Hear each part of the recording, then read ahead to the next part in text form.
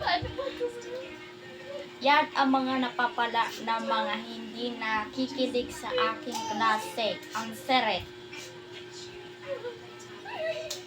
O pati yung kakwentuhan mo madadamay. Uy, ayusin mo. Ayun, madamay. Okay, Dan? Ito naman.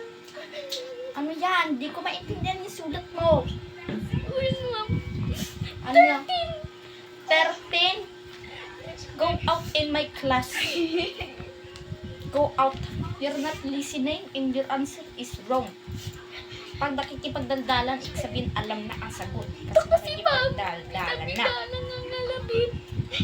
Ano ako? Ikaw kaya yung lumili mo sa likod. Alis.